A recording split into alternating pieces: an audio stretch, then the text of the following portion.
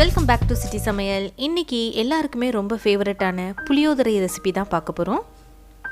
இந்த வீடியோ உங்களுக்கு ரொம்பவே பிடிச்சிருந்துச்சுன்னா மறக்காமல் சிட்டிசமையல் சேனலுக்கு சப்ஸ்கிரைப் பண்ணுங்கள். தேவையான பொருட்கள் பார்த்துடலாம். புளி கரைசல், நல்லெண்ணெய், உளுந்து, கடலைப்பருப்பு, காய்ந்த மிளகாய், கொத்தமல்லி, வெந்தயம், மிளகு, எள்ளு, கடுகு, கறிவேப்பிலை, மஞ்சள் தூள், பெருங்காயம், வேர்க்கடலை, வெல்லம் மற்றும் உப்பு. வாங்க எப்படி செய்யலான்னு பார்க்கலாம். முதல்ல ஒரு பெரிய நெல்லிக்காய் அளவு புளி எடுத்துக்கலாம். அதை ஒரு ½ அன் ஹவர் பிஃபோராகவே நம்ம தண்ணியில் நல்லா ஊற வச்சிடலாம். புளி சாதத்துக்கு முக்கியமான இந்த பருப்புகளை நம்ம ட்ரை ரோஸ்ட் பண்ணிடலாம். கடலைப்பருப்பு, உளுத்தம் பருப்பு, மிளகு, தனியா, வெந்தயம், எள்ளு, காய்ந்த மிளகாய், இது எல்லாமே பார்த்திங்கன்னா நான் 1 ஸ்பூன் அளவு எடுத்து வச்சுருக்கிறேன். இதை இப்போ ஒரு பேனில் நல்லாவே ட்ரை ரோஸ்ட் பண்ணி எடுத்துக்கலாம். பேன் நல்லா ஹீட் ஆயிடுச்சு. இப்போது 1 ஸ்பூன் அளவு கடலைப்பருப்பு, 1 ஸ்பூன் அளவு உளுத்தம் பருப்பு, மிளகு, கொத்தமல்லி விதை, எள்ளு, 1/2 ஸ்பூன் அளவு வெந்தயம். வெந்தயம் வந்து ஒரு சின்னதாக கொஞ்சம் கசப்புத்தன்மை கொடுக்கும். அப்புறம் 4 காய்ந்த மிளகாய், நீங்கள் நீட்டு மிளகாய் இருந்தால் கூட எடுத்துக்கலாம். ஸோ இந்த 7 பொருட்களையுமே நம்ம நல்லா செவக்க வறுத்துக்கணும்.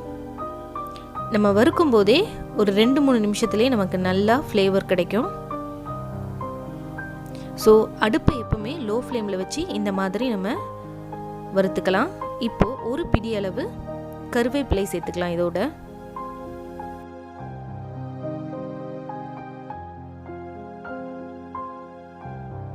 இந்த மாதிரி நம்ம எல்லாத்தையுமே ட்ரை ரோஸ்ட் பண்ணி எடுத்தாச்சு. இதை நல்லா கூல் டவுன் பண்ணிவிட்டு நம்ம ஒரு மிக்ஸி ஜாருக்கு மாற்றி கொரகொரப்பாக நம்ம அரைச்சி எடுத்துக்கலாம்.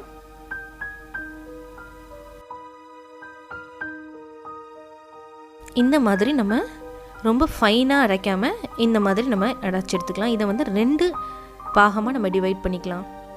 ஒன்று வந்து நம்ம கிரேவி பண்ணும்போது போட்டுக்கலாம், இன்னொன்று லாஸ்ட்டாக ரைஸோடு மிக்ஸ் பண்ணுறதுக்கு. ஸோ இன்னொரு பேன் எடுத்து இன்றைக்கி புளியோதரை பண்ணுறதுக்கு நல்லெண்ணெய் தாங்க ரொம்பவே புளியோதரையை டேஸ்ட் அதிகமாக கொடுக்கும். எண்ணெய் காஞ்சதும் 1 ஸ்பூன் அளவு கடுகு நல்லா பொரியட்டும்.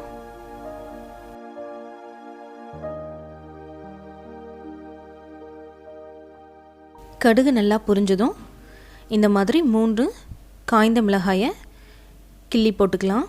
1 ஸ்பூன் அளவு உளுந்து நல்லா கலர் மாறட்டும். அப்புறம் 1 ஸ்பூன் அளவு கடலைப்பருப்பு, இது எல்லாத்தையுமே நல்லா வதக்கிக்கலாம். இது வதங்கும் போதே கொஞ்சமாக கருவேப்பிலை சேர்த்துக்கலாம். 1 ஸ்பூன் அளவு பெருங்காயத்தூள், இது நல்ல ஃப்ளேவர் கொடுக்கும். கொஞ்சமாக மஞ்சள் தூள். புளியோதரைனாலே அதில் போடுற வேர்க்கடலை தாங்க ரொம்பவே ஸ்பெஷல். ஸோ வறுத்த வேர்க்கடலை சேர்த்துக்கலாம். உங்களுக்கு வேர்க்கடலை பிடிக்கலனா முந்திரி பருப்பு கூட நீங்கள் ஆட் பண்ணிக்கலாம். இது எல்லாத்தையும் நல்லா ரோஸ்ட் பண்ணிவிட்டு நம்ம அரைச்சி வச்ச அந்த மசாலாவை இதில் சேர்த்துக்கலாம். இது எல்லாமே நம்ம ஊற்றின நல்லெண்ணெயில் நல்லா வதங்கட்டும். நம்ம போட்ட மசாலாஸ்லாம் நல்லா வதங்கிருச்சு. இப்போ தேவையான அளவு உப்பு சேர்த்துக்கலாம்.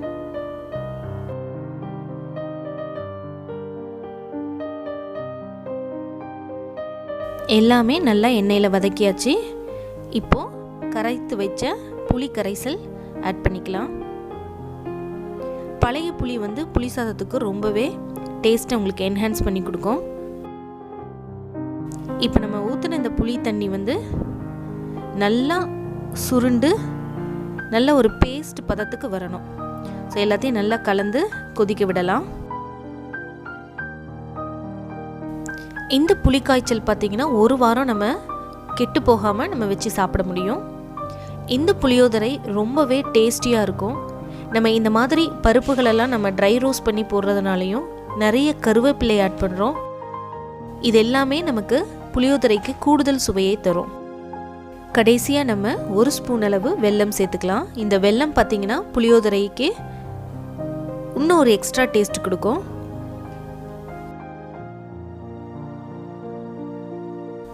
இந்த மாதிரி சின்ன சின்ன விஷயங்களை நம்ம ரொம்ப பார்த்து செய்கிறதுனால புளியோதரை எக்ஸாக்டாக ஐயர் வீட்டு ஸ்டைலில் நமக்கு கண்டிப்பாக கிடைக்கும்.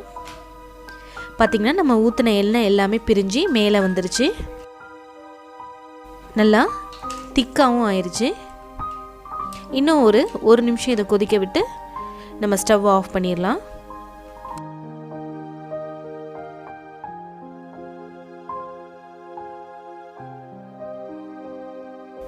ரொம்பவே சூப்பரான புளிக்காய்ச்சல் நமக்கு ரெடி ஆயிடுச்சு. நம்ம தேவையான அளவு இதை ஸ்டோர் பண்ணி வச்சுக்கலாம். பார்த்திங்களா, ரொம்ப மணக்க மணக்க கமகமன் ரெடி ஆயிடுச்சு. இப்போது புளியோதரைக்கு ரொம்ப மெயினான விஷயம் அதை கலக்க போகிற நம்ம ரைஸ் தான். ஸோ ரைஸ் பார்த்திங்கன்னா நல்ல பூ போல் இந்த மாதிரி உதிரி உதிரியாக இருக்கணும்.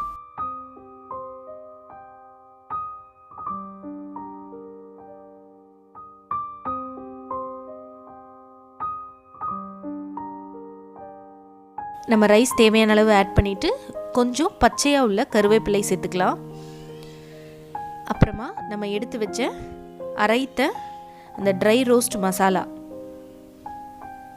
கொஞ்சமாக நல்லெண்ணெய் சேர்த்து இது எல்லாத்தையுமே ஒன்றா மிக்ஸ் பண்ணிக்கலாம்.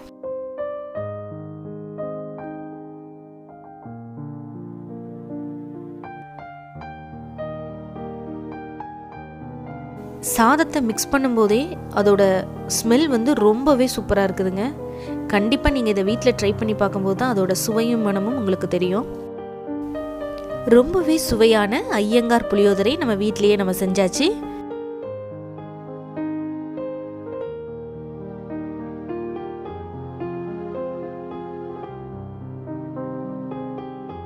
ஃப்ரெண்ட்ஸ், இந்த புளியோதரை ரெசிபி உங்களுக்கு கண்டிப்பாக பிடிச்சிருக்கணும்னு நம்புகிறேன். இந்த வீடியோ உங்களுக்கு பிடிச்சிருந்துச்சுன்னா லைக் பண்ணுங்கள், ஷேர் பண்ணுங்கள், மறக்காமல் சிட்டி சமையலுக்கு சப்ஸ்கிரைப் பண்ணுங்கள்.